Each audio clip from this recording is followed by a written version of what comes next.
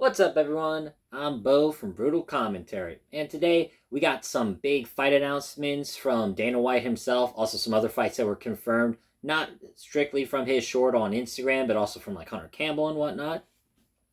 And so I figured, since we got some big fight news, might as well just talk about it. Give my early thoughts, what I think of the matchup, and overall the significance of it. So most of the announcements came about for UFC 323. That's going to be this December 6th at the T-Mobile Arena in Las Vegas, and what is probably going to be the last pay-per-view of the year, as well as kind of the last pay-per-view for the company, more or less, as not only will next year be the beginning of the new Paramount deal, but as we know with the new Paramount deal, there's not going to be any more pay-per-views, but they're just going to be called numbered events. In our main event, Dvalishvili looks to make history as he makes his fourth title defense against the man he beat on his march towards the title. Well, the former bantamweight champion Piotr No Mercy Yan. So this is going to be a rematch. These two fought about 2 years ago in March of 2023, where I feel like that fight really showed just how dangerous Dvalishvili is, as he absolutely dominated Purion. I still think it's probably his most dominant win to date, and easily the performance that made people realize what a monster he is, because he 50-45 Dion in their first fight. Now, since that fight, though, Yan has won 3 straight in a row, beat Song Yudong, Davison Figueiredo, and most recently, in July of this year, Marcus McGee. Now, I would say he's won pretty dominantly. All these were unanimous decisions. The only one that was a bit tricky was Song Yudong, but he was putting it on, Yan was putting it on him by the end of the fight anyway, so it didn't really matter. Overall, it is the fight to make. Yan has rightfully earned this rematch, but I don't think it's going to be any different. I think Merab is one of the worst stylistic matchups, if not, the kryptonite to Yan's style, because Yan's whole style is building off momentum and just getting better as the fight goes on. So he's kind of in first gear, then second, and, et cetera, as the fight goes on. Merab's style is so suffocating that Yan not only can't get his reads in, but he's essentially stuck in first gear as he's more focused on defending strikes and takedowns than he is launching his own offense. That being said, this fight is very significant, especially if Merab were to win, because one, he'd be the only bantamweight in the company's history to get 4 consecutive title defenses. The most is 3, with him tied at 3 and Aljamain tied at 3 for his title reign. But more importantly, this will be the first time a UFC champion has ever had 4 title defenses in a calendar year. He defended his belt against Umar Nurmagomedov back at UFC 311 this January. Then he defended it against Sean O'Malley in the rematch this June at UFC 316. And then most recently, he defended against Corey Sandhagen in literally last week, or about roughly 2 weeks ago, at UFC 320. And now he's fighting again in December. I mean, 2 title defenses in the span of 2 months, willingly too. This isn't like where Pereira was called in on 2 weeks' notice to fill out the card. Merab specifically asked for this. He's so special. He is so special. I was already thinking he might be Fighter of the Year, but I think if he wins this, I don't think it's really up for debate. I mean, I think Merab would be Fighter of the Year, considering how he's making just dominance seem like effortless and seemingly getting better, submitting Sean O'Malley and then nearly TKOing Corey Sandhagen. I mean, this monster is just getting better and better, and it's terrifying for all these bantamweights. Eventually, there's going to be nobody left because he's literally lapping the division now and just fighting people who he already beat to get to the title. Now, also on this card, for the co-main event, Alexandre Pantoja will defend his flyweight title for the 5th time as he takes on the number 1 contender, Joshua Van. We knew this fight was probably going to be on this card, and we knew that this was the fight to make after UFC 317 when Joshua Van defeated his highest-ranked opponent in Brandon Royval in a Fight of the Year contender. And on that same card, Pantoja made his successful 4th title defense by submitting Kai Kara France. Well, I found out this interesting stat as well. apparently when Joshua Van walks into the octagon and he fights Pantoja, he'll be the first fighter to fight for a belt who was born in the 2000s, as either on fight day or just after fight day. He's going to be 24. He's 23 right now. That is kind of insane. Not to mention, this is also going to be his fourth fight this year as well. Not even just thinking about the level of activity, because in his last 7 to 8 fights, right, he fought June of last year, September of last year, December of last year. Then, and continuing on, he fights March of this year, and then twice in June.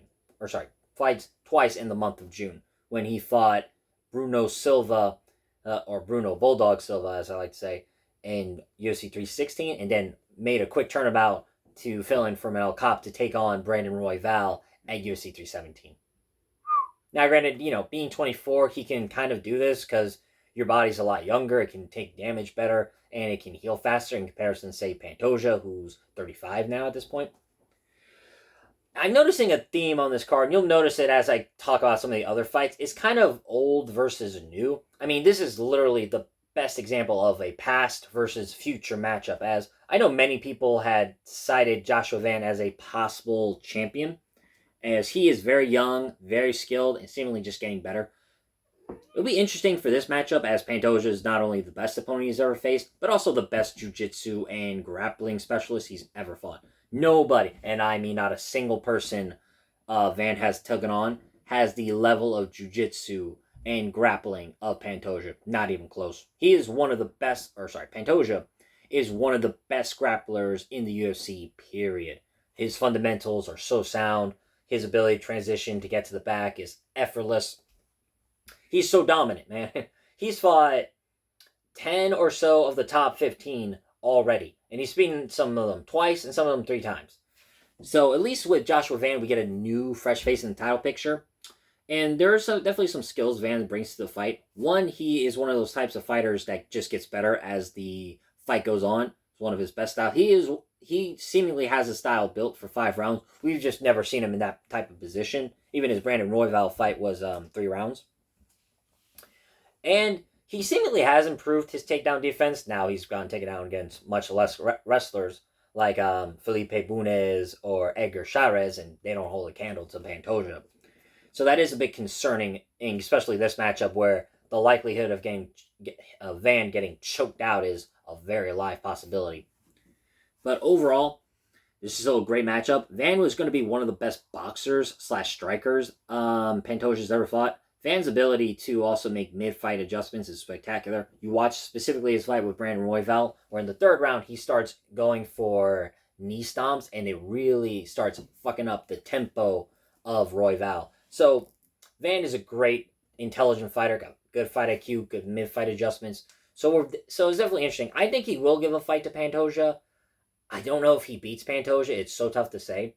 I will say it's interesting for this card specifically, 323, where it kind of ends off with the possibly best fighters in the lower weight classes. Merab, I think, is a bantamweight GOAT. I don't really think there's much debate on that. While Pantoja is slowly but surely climbing up to rival Demetrius Johnson in the flyweight discussions. Now I think Demetrius Johnson still has the resume and still the flyweight GOAT.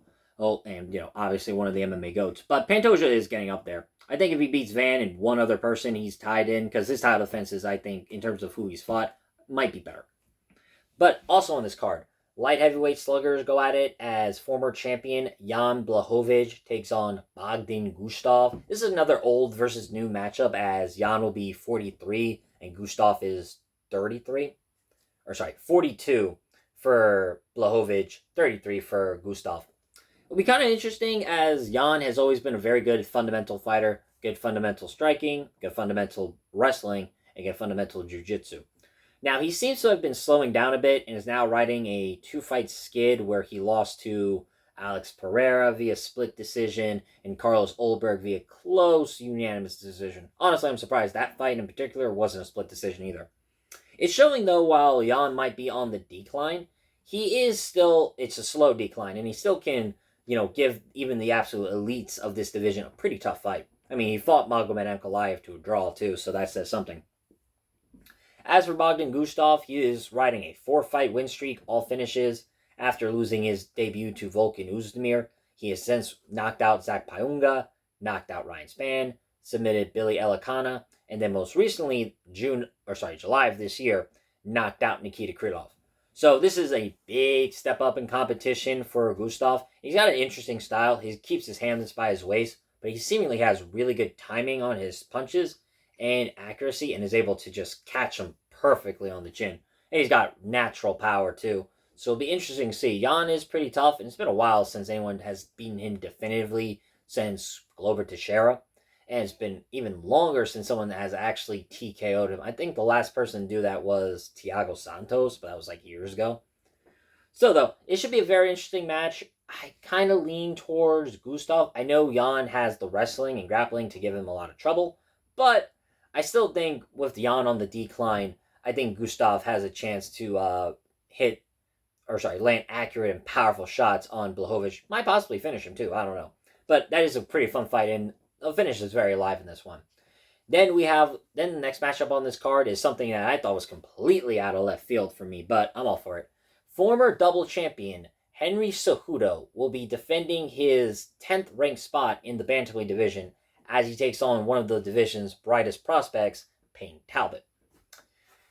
I gotta say, this was kind of out of left field for me. I thought Talbot would fight for the rankings, but I didn't think he would fight this high up in the rankings, nor get one more fight in before an attempt at that. But it's looking like they are really on, the UFC is on the Talbot train, and they're going to shoot that thing to the moon and see what happens.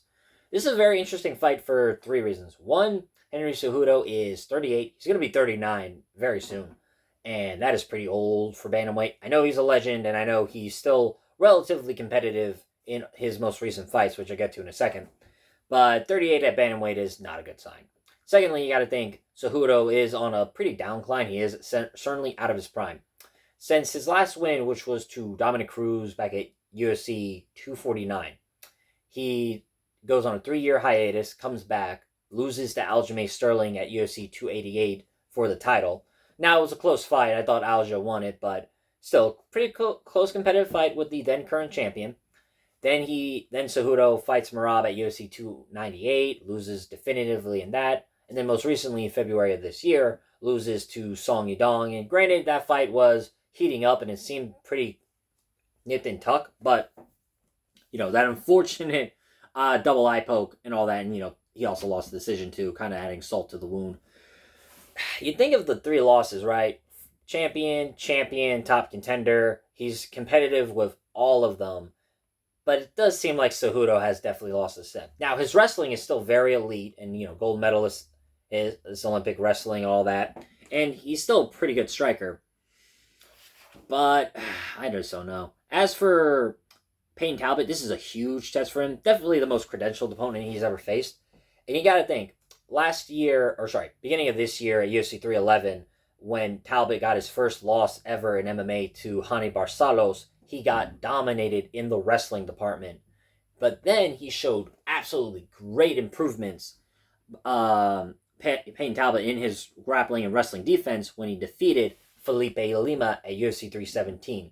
In a fight where even I was kind of counting Talbot out. Like, I know Talbot's a really good prospect and still has a lot of upside, but I didn't know if he could handle the well-roundedness of Felipe Lima. Lo and behold, he got better. His takedown defense, his overall submission grappling, and his submission defense, as well as his overall positional awareness and being able to ride out certain positions and then reverse to get on top, certainly gotten better.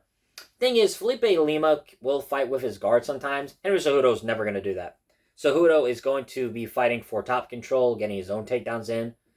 Question is, in all of Henry Cejudo's career, both at flyweight and bantamweight in the UFC, has he ever fought a powerful striker like Talbot? He's fought 2. He fought Song Yadong, and like I said, that was a close fight, but I had Yadong winning. And he fought prime Marlon Moraes when Marlon Moraes was seemingly the boogeyman, and beat him. Difference is, Payne Talbot is bigger than both those guys, and certainly is taller and has the better reach. This is going to be a very tough matchup for Cejudo while this is on the feet, as I don't think he's fought a striker with he's not fought a striker with the dimensions as Talbot, not in the height, not in the reach, and certainly not in the power, because Talbot, he's has some real power for this division. Kind of like Sean O'Malley or Malcolm Wellmaker. Talbot does have one punch KO power, or at the very least enough to rock his opponents. Now, Henry Cejudo has only been finished one time in MMA, and that was to Demetrius Johnson with those knees in the clinch. Other than that, he's only lost decisions. So it'll be very interesting. Early prediction, I kind of slightly lean towards Talbot being able to improve, as well as I just believe in the upside of Payne Talbot. Plus, he's got plus level athleticism in this division, and I can definitely see that helping him with dealing with the short, stocky wrestler like Cejudo. Again, early predictions, I'll get more in depth the week of the fights, but that's kind of what I'm leaning towards Talbot. Also on this card, we have possibly a flyweight title eliminator as former champion Brandon Moreno takes on Tatsuro Taira.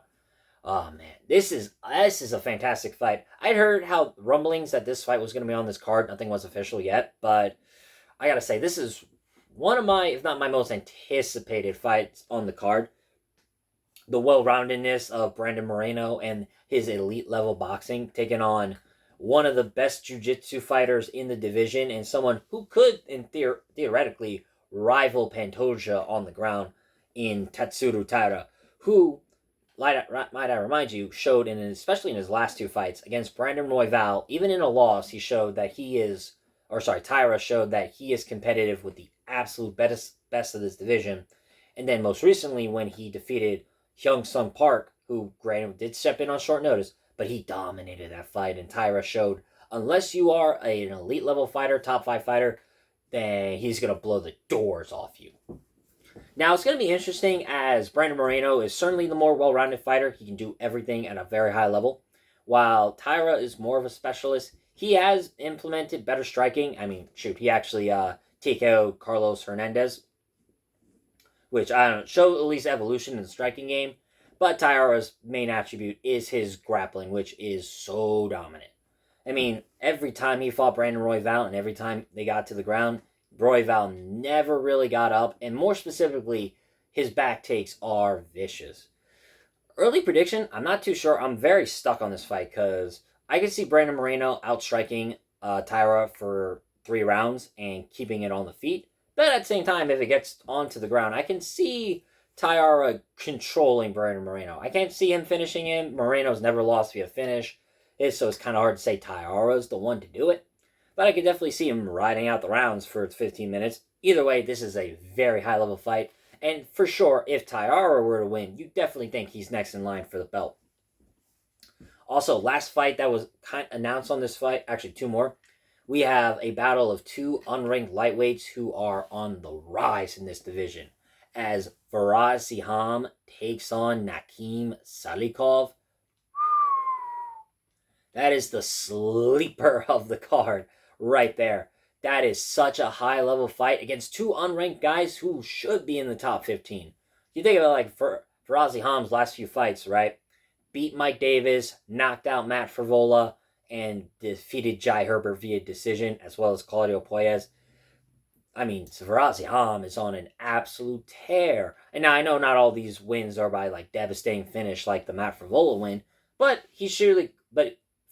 Siham has clearly shown better and better and better skills, well-rounded skills, and overall seemingly like ready for the top 15. He's taken on Nazim Salikov,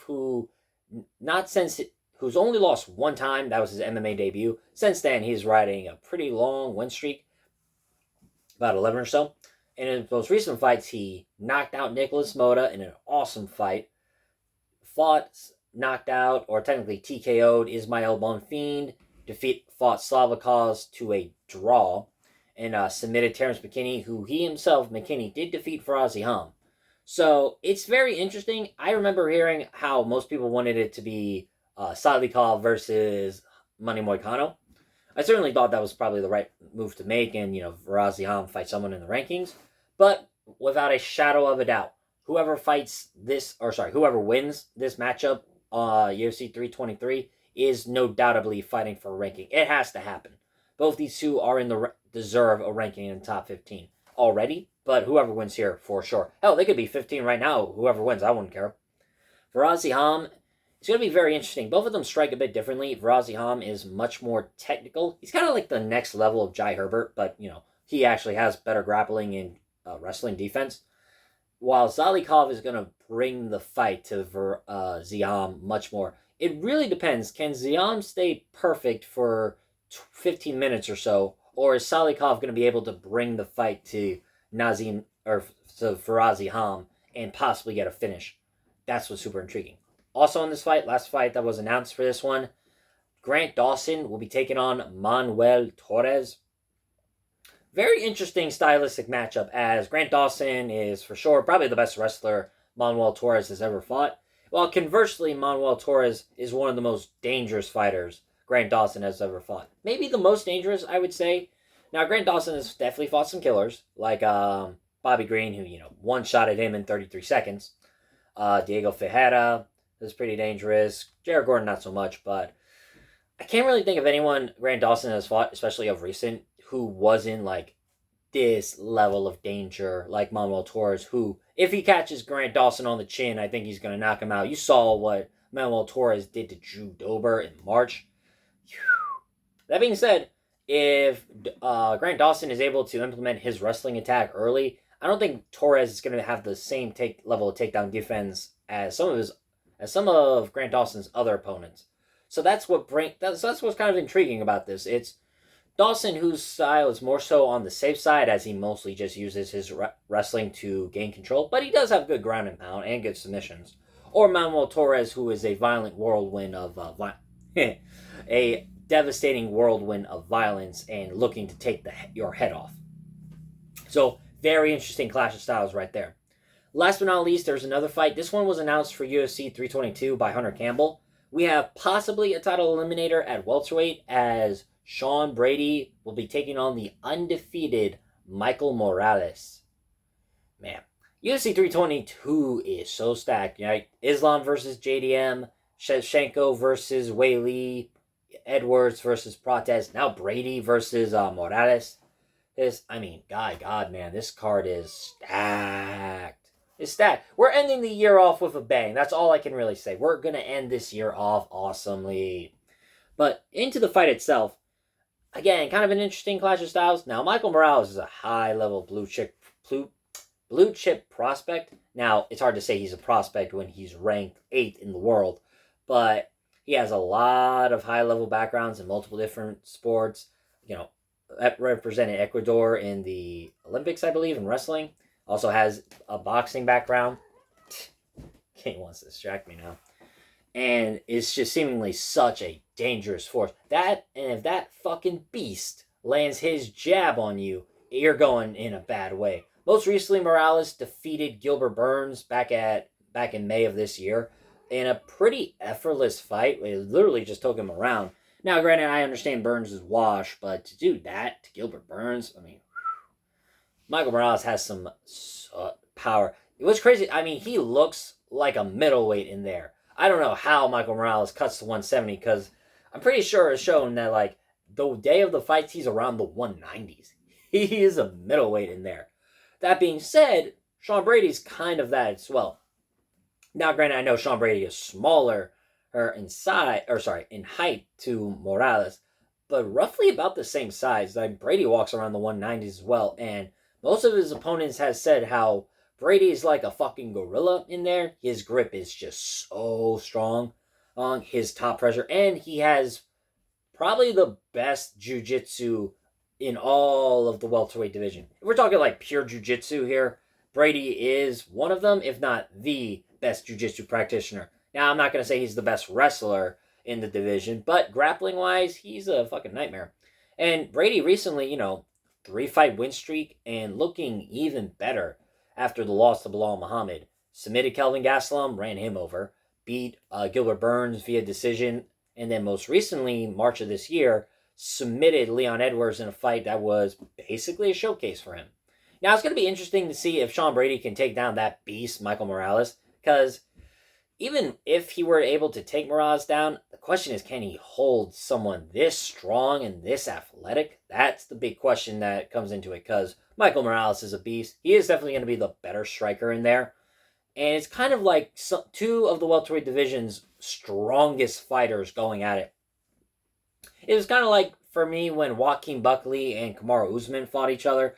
Like two welterweights that just have such high horsepower, physical monsters, and crazy athleticism and explosiveness. It's kind of similar to that one. I would say Morales looks like the better athlete of the two, but Brady's fundamentals might win him the edge in this fight, and experience fighting these high level oppositions, where Morales' biggest win right now is the Wash Gilbert Burns.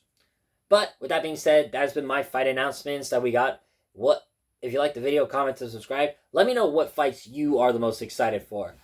It's hard to say. Right now, it's either Farazi Ham versus Nassim Salikov or Pantoja versus Van. One of those two really intrigue me the most. But whichever one you think, let me know. I'd love to talk about it. And with that being said, I've been Bo from Brutal Commentary. I thank you all for listening. Take care.